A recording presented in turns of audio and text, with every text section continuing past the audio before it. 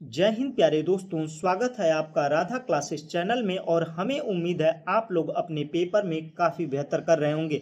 और आप लोगों का अगला पेपर 3 तारीख को है, जिसमें हिंदी, संस्कृत, कंप्यूटर विषय का पेपर होने वाला है। तो आज के इस वीडियो में हम हिंदी विषय के उन महत्वपूर्ण प्रश्नों को लिए हैं जो आपके एग्जाम के लिए काफ़ी महत्वपूर्ण है। तो चलिए बढ़ते हैं। तो सबसे पहले हम बहुविकल्पी प्रश्नों को करेंगे, उसके बाद में अति लघुत्तरी प्रश्नों को करेंगे। तो पहला प्रश्न है, कबीर के सूफी गुरु कौन थे? शेख तकी, अब्दुल समद, मोहम्मद गौस, रहमान। तो कबीर के सूफी गुरु कौन थे? शेख तकी थे। अगर यहीं पर पूछे कबीर के हिंदू गुरु कौन थे, तो कबीर के हिंदू गुरु कौन थे? रामानंद थे। कौन थे? रामानंद थे। और इनकी रचनाओं की बात करें तो साखी, शबद, रामायणी, बीजक ग्रंथ में यह तीनों रचनाएं मिलती हैं। बढ़ते हैं अगले प्रश्न की ओर। तो अगला प्रश्न है, क्या भूलूं क्या याद करूं की विधा है? संस्मरण है, कहानी है, आत्मकथा है, यात्रा वृत्तांत है। तो क्या भूलूं क्या याद करूं, यह क्या है? एक आत्मकथा है। और इसको किसने लिखा था? हरिवंश राय बच्चन ने। किसने? हरिवंश राय बच्चन ने लिखा था। और आत्मकथा किसे कहते हैं और जीवनी किसे कहते हैं, आइए इसको जानते हैं। तो आत्मकथा, जब व्यक्ति अपने जीवन के बारे में स्वयं लिखता है तो उसे क्या कहा जाता है? आत्मकथा कहा जाता है। और जब कोई व्यक्ति दूसरे के जीवन के बारे में लिखता है तो क्या कहलाता है? जीवनी कहलाता है। बढ़ते हैं अगले प्रश्न की ओर। तो अगला प्रश्न है, मुंशी प्रेमचंद की रचना जो अधूरी रह गई थी? मंगलसूत्र, करबला, रंगभूमि, कर्मभूमि। तो कौन सी ऐसी रचना थी मुंशी प्रेमचंद की जो अधूरी रह गई थी? तो वह थी मंगलसूत्र। और इसको पूरा किसने किया था? उनके पुत्र अमृत राव ने पूरा किया था। और बाकी करबला, रंगभूमि, कर्मभूमि, सेवा सदन, गबन, गोदान, नमक का दरोगा, यह सभी किसकी रचनाएं हैं? यह मुंशी प्रेमचंद की रचनाएं हैं। बढ़ते हैं अगले प्रश्न की ओर। तो अगला प्रश्न है, घड़ी साज शब्द है, देशज शब्द, संकर शब्द, विकारी शब्द, रूढ़ शब्द। तो घड़ी साज जो शब्द है वह कैसा शब्द है? वह है संकर शब्द। जब दो भाषाओं के मेल से कोई शब्द बनाया जाता है तो क्या कहलाता है? संकर शब्द कहलाता है। और जो हमारी स्थानीय बोली या क्षेत्रीय बोलियों से जो शब्द लिया जाता है उसे क्या कहते हैं? देशज शब्द कहते हैं। उसके बाद में विकारी शब्द की बात करते हैं। तो जो शब्द लिंग वचन कारक के अनुसार बदलते रहते हैं, जो शब्द लिंग वचन कारक के अनुसार बदलते रहते हैं उन्हें क्या कहा जाता है? विकारी शब्द कहा जाता है। उसके बाद में बात करें ऋण शब्द की। तो ऋण शब्द, यौगिक शब्द और योग ऋण शब्द, यह 3 प्रकार के शब्द होते हैं। तो ऋण शब्द कौन होते हैं? जिनके सार्थक टुकड़े नहीं किए जा सकते। जिन शब्दों के सार्थक टुकड़े नहीं किए जा सकते उन्हें क्या कहा जाता है? ऋण शब्द। जैसे जल, जल का कोई टुकड़ा किया जा सकता है? नहीं, तो ये कैसा है? ऋण शब्द है। अब बढ़ते हैं अगले प्रश्न की ओर। तो घड़ी कौन सा शब्द है? संकर शब्द है। बढ़ते हैं अगले प्रश्न की ओर। तो अगला प्रश्न है, रसाल पर्यायवाची शब्द है, कोयल का, पान का, आम का, सगा भाई का। तो रसाल पर्यायवाची जो शब्द है वो किसका है? यह आम का है। ऑप्शन स सही होगा। आम को और क्या क्या कहते हैं? आम्र कहते हैं, पिक बधु कहते हैं, सहकार कहते हैं। यह रसाल के या आम के पर्यायवाची हैं। बढ़ते हैं अगले प्रश्न की ओर। तो अगला प्रश्न है, जिसका जन्म पहले हुआ है का अर्थ है अनुज, अग्रज, भ्राता, पितामह। तो जिसका जन्म पहले हुआ है, जिसका जन्म पहले हुआ है उसे क्या बोला जाता है? अग्रज बोला जाता है। क्या बोला जाता है? अग्रज बोला जाता है। अनुज का मतलब, अनु का मतलब होता है पीछे। जो पीछे है मतलब छोटा भाई है, जिसका जन्म पीछे हुआ है या छोटा भाई है उसे क्या बोला जाता है? अनुज बोला जाता है। बड़े भाई को अग्रज बोला जाता है। पितामह किसको बोलते हैं? जब आप लोगों ने महाभारत देखी होगी तो भीष्म पितामह को क्या कहते थे? अर्जुन। पितामह, पितामह का मतलब क्या होता है? दादा होता है। और भ्राता का मतलब होता है भाई। बढ़ते हैं अगले प्रश्न की ओर। तो अगला प्रश्न है, आंख का अंधा नाम नयन सुख लोकोक्ति का अर्थ है अप्रत्याशित लाभ होना, अनायास सम्मान, आत्म सम्मान, आत्म प्रशंसा करना, गुण के विरुद्ध नाम होना। तो आंख का अंधा नाम नयन सुख का अर्थ है गुण के विरुद्ध नाम। इसी से रिलेटेड एक और कहा जाता है, कहावत लोकोक्ति है, नाम चीनी प्रसाद रस चोट असना। नाम चीनी प्रसाद रस चोट असना। तो ये क्या है? आंख का अंधा नाम नयन सुख, यह क्या है? ऑप्शन द सही होगा। बढ़ते हैं अगले प्रश्न की ओर। तो अगला प्रश्न है, अचरज शब्द का तत्सम रूप है। तो तत्सम और तद्भव आइए समझते हैं। ऐसे शब्द जो संस्कृत से वैसे ही ले लिए गए हैं हिंदी में, संस्कृत से हूबहू हिंदी में ले लिए गए हैं वैसे ही, बिना कुछ परिवर्तन किए, वो क्या कहलाते हैं? तत्सम शब्द कहलाते हैं। और जो संस्कृत से हिंदी में आने के बाद में उनके शब्दों में परिवर्तन किया गया है, वो क्या कहलाते हैं? तद्भव कहलाते हैं। तत्सम और तद्भव समझ में आया। अचरज शब्द का तत्सम शब्द होगा आश्चर्य। अचरज देखिए क्या है? तद्भव शब्द है। और आश्चर्य क्या है? तत्सम शब्द है। तो आश्चर्य ऑप्शन स सही होगा। बढ़ते हैं अगले प्रश्न की ओर। तो अगला प्रश्न है तपस्वी का तद्भव रूप। तपस्वी का तद्भव, तद्भव का मतलब होता है ऐसे शब्द जो हिंदी में आने के बाद में परिवर्तित हो गए, संस्कृत से हिंदी में आने के बाद में परिवर्तित हो गए, उन्हें क्या कहा जाता है? तद्भव शब्द कहा जाता है। तो तपस्वी का तद्भव रूप क्या होगा? तपसी होगा। ऑप्शन ब सही होगा। बढ़ते हैं अगले प्रश्न की ओर। तो अगला प्रश्न है सूरदास की रचना है साहित्य लहरी, प्रेम वाटिका, दोहावली, झरना। तो सूरदास की रचना कौन सी है? साहित्य लहरी है। बढ़ते हैं अब अगले प्रश्न की ओर। तो अगला प्रश्न है मानक हिंदी का मूल आधार कौन सी बोली है? ब्रजभाषा, उर्दू, खड़ी बोली, हिंदुस्तानी। तो मानक हिंदी का मूल आधार कौन सी बोली है? खड़ी बोली है। ऑप्शन सो सही होगा। अब बढ़ते हैं अगले प्रश्न की ओर। तो अगला प्रश्न है दिए गए विकल्प में कौन सा सरस्वती का पर्यायवाची नहीं है? आप लोग सबसे बड़ी गलती यह करते हैं कि शब्दों को, प्रश्नों को ध्यान से नहीं पढ़ते हैं, जिसकी वजह से आप लोग गलती करके आते हैं। तो प्रश्न को ध्यान में रखिए, वो पूछ क्या रहा है। तो नहीं दिया है भारती, वीणा पाणी, शारदा, भार्गवी। तो सरस्वती का जो पर्यायवाची नहीं है वो कौन सा है? भार्गवी है। ऑप्शन द सही होगा। बढ़ते हैं अगले प्रश्न की ओर। तो अगला प्रश्न है भिक्षुक में प्रत्यय है उक प्रत्यय, इक प्रत्यय, अक प्रत्यय, उत प्रत्यय। तो प्रत्यय और उपसर्ग कहते किसे हैं? सबसे पहले यह समझ लीजिए। ऐसे शब्दांश जो शब्द के ऐसे शब्दांश जो शब्द के पीछे लगकर शब्द के अर्थ में विशेषता ला देते हैं, उन्हें क्या कहा जाता है? प्रत्यय कहा जाता है। प्र से याद रखिए, प से मतलब पीछे, प से मतलब पीछे। और उपसर्ग, उपसर्ग में क्या होता है? अ की तरह दिख रहा है कि नहीं? उपसर्ग का मतलब आगे। ऐसे शब्दांश जो शब्द के आगे लगकर शब्द के अर्थ को बदलते हैं, उन्हें क्या कहा जाता है? उपसर्ग कहा जाता है। और ऐसे शब्दांश जो शब्द के पीछे लगकर शब्द के अर्थ को बदल देते हैं, उन्हें क्या कहा जाता है? प्रत्यय कहा जाता है। तो भिक्षुक में कौन सा प्रत्यय है? तो भिक्षुक में उप प्रत्यय है। ऑप्शन अ सही होगा। बढ़ते हैं अगले प्रश्न की ओर। तो अगला प्रश्न है लघु शब्द का विपरीतार्थक शब्द है। विपरीतार्थक का मतलब होता है विलोम शब्द। तो लघु का विलोम क्या होगा? विलोम का मतलब होता है उल्टा। लघु का मतलब महान, विशाल, दीर्घ, उत्तम। तो लघु का विपरीतार्थक शब्द है दीर्घ। ऑप्शन स सही होगा। बढ़ते हैं अगले प्रश्न की ओर। तो अगला प्रश्न है पूरब और उत्तर के बीच की दिशा कहलाती है वातायन, ईशान, वायव्य, क्षितिज। तो पूरब और उत्तर के बीच की जो दिशा होती है उसे क्या कहा जाता है? ईशान कोण कहा जाता है।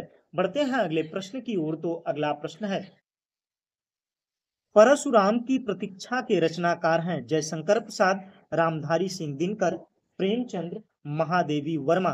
तो परशुराम की प्रतीक्षा के जो रचनाकार हैं वो कौन है? रामधारी सिंह दिनकर है। ऑप्शन ब सही होगा। प्रत्येक शब्द में प्रयुक्त उपसर्ग है प्र, प्रत्य, प्रति, एक। तो उपसर्ग मतलब ऐसे शब्दांश जो शब्द के आगे लगकर शब्द में विशेषता लाते हैं, उन्हें क्या कहा जाता है? प्रत्यय कहा जाता है।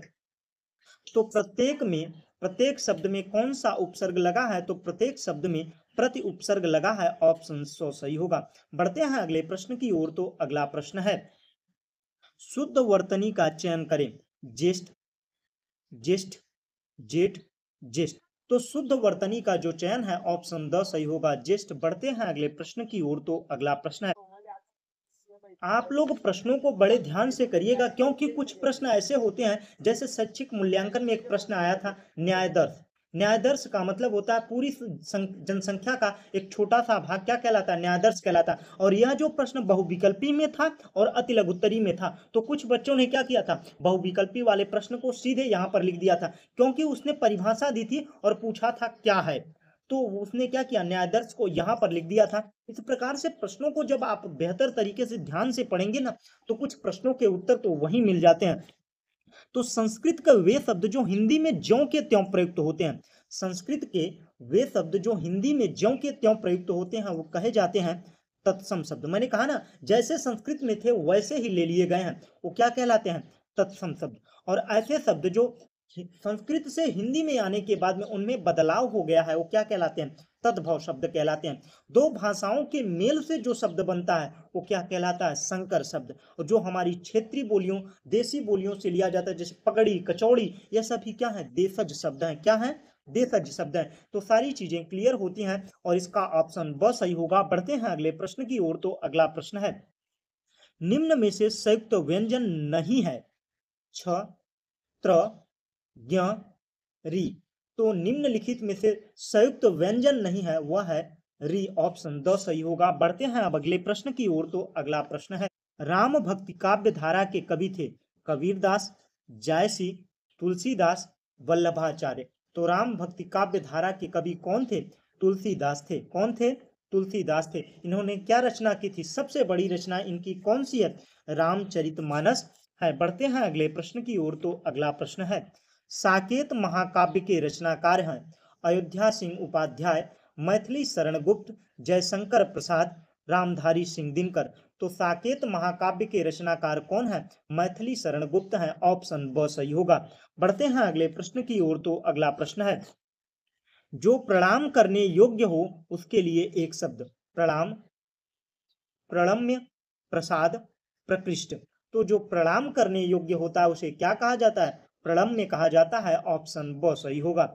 बढ़ते हैं अगले प्रश्न की ओर। तो अगला प्रश्न है, आंसू का तत्सम शब्द है अश्रु, आंख, आग, अग्र। यह दोनों तो वैसे ही नहीं होंगे। और आंख जो है क्या है? तद्भव शब्द है। लेकिन तत्सम जो शब्द है वो क्या है? आश्रु है। ऑप्शन अ सही होगा। बढ़ते हैं अगले प्रश्न की ओर। तो अगला प्रश्न है, गोदान के लेखक हैं महावीर प्रसाद द्विवेदी, श्याम सुंदर दास जी और आचार्य रामचंद्र शुक्ल, मुंशी प्रेमचंद। तो गोदान के लेखक कौन है? मुंशी प्रेमचंद हैं। ऑप्शन द सही होगा। अब बढ़ते हैं अगले प्रश्न की ओर। तो इससे पहले अगर आप लोगों ने यहाँ तक वीडियो देखा है और वीडियो अच्छा लग रहा है तो वीडियो को लाइक करिए, ग्रुप में शेयर करिए, और चैनल पर नए हैं तो पहले प्लीज यार रिक्वेस्ट कर रहे हैं चैनल को सब्सक्राइब कर लीजिए। ज्ञानश्रयी शाखा के प्रमुख कवि हैं मलिक मोहम्मद जायसी, कबीरदास, तुलसीदास, सूरदास। तो ज्ञानश्रयी शाखा के प्रमुख कवि कौन है? कबीरदास जी हैं। ऑप्शन ब सही होगा। बढ़ते हैं अगले प्रश्न की ओर। तो अगला प्रश्न है, लोकायतन के रचनाकार। लोकायतन के रचनाकार कौन है? सुमित्रा नंदन पंत जी, जयशंकर प्रसाद, प्रेमचंद्र, सूर्यकांत त्रिपाठी, निराला जी। तो लोकायतन के रचनाकार कौन है? सुमित्रा नंदन पंत जी। इन्हें सुकुमार कवि या प्रकृति कवि भी कहा जाता है। बढ़ते हैं अगले प्रश्न की ओर। तो अगला प्रश्न है, भाषा पर कबीर का जबरदस्त अधिकार था, ये वे वाणी के डिक्टेटर थे। प्रस्तुत कथन है प्रेमचंद, रामचंद्र शुक्ल, हजारी प्रसाद द्विवेदी, रामविलास शर्मा। तो भाषा पर कबीर का जबरदस्त अधिकार था, मतलब जो आज तक कबीर की जो दोहावली चलती है वो समझ लीजिए उनकी भाषा थी। उस समय भी उनकी सोच कितनी बेहतर थी। वो पढ़े भले से नहीं थे लेकिन सामाजिक तौर तरीके से भाषाओं के लड़े जिसे कहा जाता है, गांव में सिखाया जाता है, वो समाज से सीखे बहुत थे। तो भाषा पर कबीर का जबरदस्त अधिकार था, वे वाणी के डिक्टेटर थे। यह शब्द किसने कहा था? हजारी प्रसाद द्विवेदी ने। ऑप्शन स सही होगा। बढ़ते हैं अगले प्रश्न की ओर। तो अगला प्रश्न है, चित्रक का तद्भव रूप है चौथा, चित्र, चित, चेतक। तो चित्रक का तद्भव शब्द क्या होता है? चौथा होता है। ऑप्शन अ सही होगा। बढ़ते हैं अगले प्रश्न की ओर। तो अगला प्रश्न है, जिसके पास कुछ न हो वाक्यांश के लिए एक शब्द होगा। निर्धन, अकिंचन, असमर्थ, असक्षम। तो जिसके पास कुछ न हो वाक्यांश के लिए एक शब्द क्या होता है? अकिंचन होता है। ऑप्शन ब सही होगा। अब बढ़ते हैं अगले प्रश्न की ओर। तो अगला प्रश्न है, जो शब्द क्या ऐसे शब्द क्या कहलाते हैं जो संस्कृत से विकृत होकर, संस्कृत से बदलकर हिंदी में आए हैं, वो कहलाते हैं तद्भव शब्द। मैंने वही बताया ना, जो शब्द संस्कृत से विकृत होकर या बदलकर हिंदी में आते हैं उन्हें क्या कहा जाता है? तत्सम शब्द कहा जाता है। बढ़ते हैं तद्भव शब्द कहा जाता है, सॉरी, और तत्सम शब्द ज्यों के त्यों ले लिए जाते हैं, जो हमारी क्षेत्रीय बोलियों से लिए जाते हैं। देशज शब्द होता है, उसके बाद में विदेशी शब्द उन्हें कहते हैं जो बाहरी भाषाओं के, जैसे टीवी हुआ, टीवी को वैसे ही लोग बोल देते हैं। रेलगाड़ी जो है कौन सा भाषा है, संकर वर्ड है, कौन सा, संकर शब्द है, कौन सा शब्द है, संकर शब्द है। मतलब जो विदेशी भाषाएं थी, अखबार, अखबार क्या है, अरबी भाषा है, वहां की भाषा को सीधा ले लिया गया है, तो क्या है, विदेशी भाषा है। बढ़ते हैं अगले प्रश्न की ओर, तो अगला प्रश्न है, इसमें से कौन सी रचना महादेवी वर्मा की नहीं है? ठेलुआ क्लब, निहार, नीरजा, गिल्लू। तो इनमें से कौन सी रचना महादेवी वर्मा की नहीं है? तो वह रचना है ठेलुआ क्लब। बाकी निहार, नीरजा, गिल्लू, यह सभी किसकी रचनाएं हैं? महादेवी वर्मा की है। बढ़ते हैं अगले प्रश्न की ओर, तो अगला प्रश्न है, पूरी तरह से मना कर देना के लिए एक सटीक मुहावरा, पूरी तरीके से मना कर देना का मुहावरा शब्द क्या होगा? अंधे की लकड़ी, अक्ल का दुश्मन होना, अंगूठा दिखाना, अक्ल पर पत्थर पड़ना। तो पूरी तरीके से मना कर देने का सटीक मुहावरा होगा अंगूठा दिखाना, ऑप्शन स सही होगा। बढ़ते हैं अगले प्रश्न की ओर, तो अगला प्रश्न है, मधुशाला के रचयिता हैं जयशंकर प्रसाद, महादेवी वर्मा, हरिवंश राय बच्चन, सूर्यकांत त्रिपाठी, निराला जी। तो मधुशाला के रचयिता कौन है? हरिवंश राय बच्चन है, ऑप्शन सही होगा। उसके अलावा सूर्यकांत त्रिपाठी जी की निराला, सूर्यकांत त्रिपाठी निराला जी की रचनाएं कौन कौन सी हैं? अनामिका है, गीतिका है, कुकुर मुत्ता है, यह सभी किसकी है? सूर्यकांत त्रिपाठी निराला जी की रचना है। और जयशंकर की है ध्रुव स्वामिनी, यह ध्रुव स्वामी जो सबसे फेमस है वो किसकी रचना है? जयशंकर प्रसाद की। तो क्या भूलूं क्या याद करूं, यह जो आत्मकथा यह किसकी है?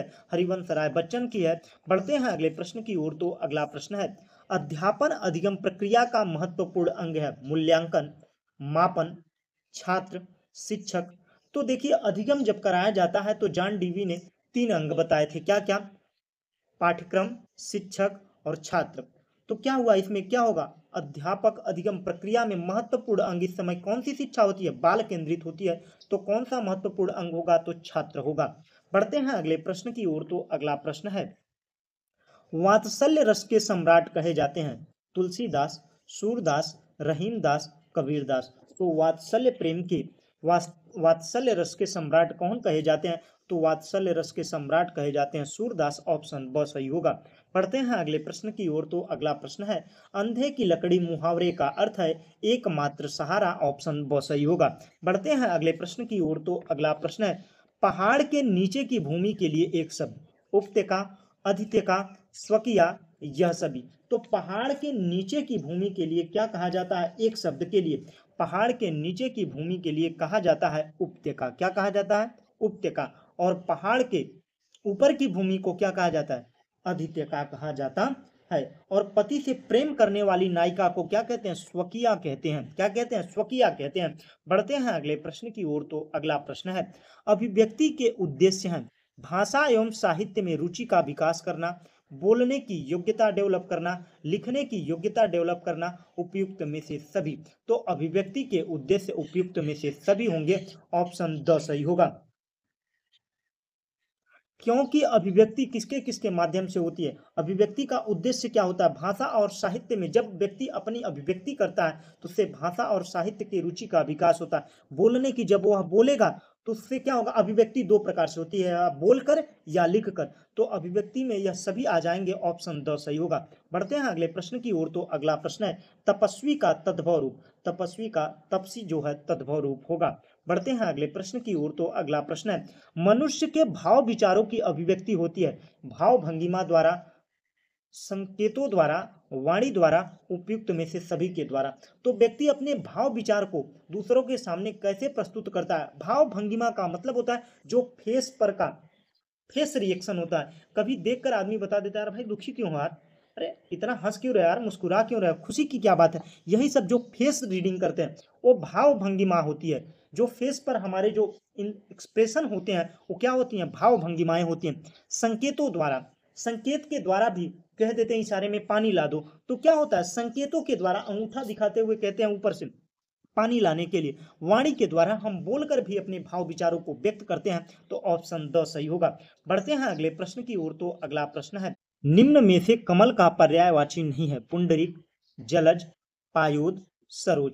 तो इनमें से कमल का पर्यायवाची कौन सा नहीं है, वो है पायोद। पायोद का मतलब होता है बादल। क्या होता है? बादल होता है। बाकी पुंडरिक, पुंडरिक का मतलब होता है जल में पैदा हुआ। उसके बाद में जलज, सरोज, पंकज, यह सभी क्या है? कमल के पर्यायवाची है। बढ़ते हैं अगले प्रश्न की ओर। तो अगला प्रश्न है, मृत्यु की इच्छा रखने वाले के लिए एक शब्द। चिकर्षु, युयुत्सु, मुमुक्षु, मुमूर्ष। तो मृत्यु की इच्छा रखने वाले के लिए एक शब्द क्या कहा जाता है? मुमूर्षु कहा जाता है। ऑप्शन 2 सही होगा। उसके बाद में चिकर्षु किसी के लिए कहा जाता है जो कुछ करने की इच्छा रखता है, उसे क्या बोला जाता है? चिकर्षु बोला जाता है। युयुत्सु, युयुत्सु किसे बोला जाता है? जो युद्ध की इच्छा रखता है उसे क्या बोला जाता है? युयुत्सु। और यहाँ पर होता है बुभुक्षु होता है। बुभुक्षु का मतलब होता है भोजन की इच्छा रखने वाला। क्या होता है? बुभुक्षु का मतलब होता है भोजन की इच्छा रखने वाले के लिए होता है। बढ़ते हैं अगले प्रश्न की ओर। तो अगला प्रश्न है, अनौपचारिक स्थल है। अनौपचारिक का मतलब है जहां पर हमारी भाषाओं पर कंट्रोल ना हो, जैसे हमारे विचार आ रहे हैं वैसे व्यक्त कर सकते हैं। ऐसा स्थान जहां पर बंधन ना हो, किसी भी प्रकार का बंधन ना हो। तो डाकघर, बैंक, घर, विद्यालय। तो अनौपचारिक ऐसा स्थल जो है वह घर ही होता है। जिस प्रकार से हमारे मन में विचार आते हैं वैसे ही हम अपने घर वालों के सामने व्यक्त कर देते हैं। यहाँ पर न समय की पाबंदी देखा जाता है, कितने समय पर ही बोलना है, क्या बोलना है, जो विचार आ रहे हैं, और किस भाषा का प्रयोग करना है। भाषा स्थान का कोई पर भी भाषा, व्यवहार, स्थान, समय की कोई नियमबद्धता नहीं होती है। जैसे चाहे वैसे कर सकते हैं। वो स्थल क्या होता है? अनौपचारिक स्थल होता है। औपचारिक जहां पर रूल रेगुलेशन हो, भाषा की बद्धता हो, व्यवहार की बद्धता हो, वह सभी क्या है? वह सभी होते हैं क्या? औपचारिक। क्या होते हैं? औपचारिक। बढ़ते हैं अगले प्रश्न की ओर। तो निम्न में मूलतः हिंदी का विराम चिन्ह, विराम चिन्ह क्या करते हैं? वाक्यों के अर्थ को स्पष्ट करते हैं। तो हंस पद कहां पर इस्तेमाल किया जाता है? जब शब्द छूट जाते हैं। जब शब्द छूट जाते हैं, जैसे वाक्य लिख रहे हैं, इसमें का छूट गया तो इसको का को लिखने के लिए यहां पर हम हंस चिन्ह का प्रयोग करते हैं।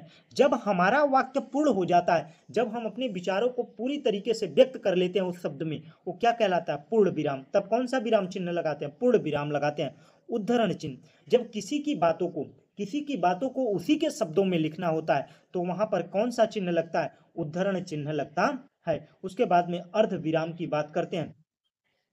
उद्धरण चिन्ह ऐसे नहीं होता, उद्धरण चिन्ह ऐसे होता है, इकहरा और द्वारा उद्धरण चिन्ह होता है। और अर्ध विराम, अर्ध विराम में जब वाक्य के बीच में जो अल्प विराम से ज्यादा रुकावट महसूस होती है जहां पर, वहां पर कौन से चिन्ह का प्रयोग किया जाता है? अर्ध विराम का प्रयोग किया जाता है। और इस वीडियो में हम 2016 से लेकर 2024 तक के जितने भी प्रश्न आए हैं उन सभी प्रश्नों को कर रहे हैं, जो आपके एग्जाम के लिए काफी महत्वपूर्ण है।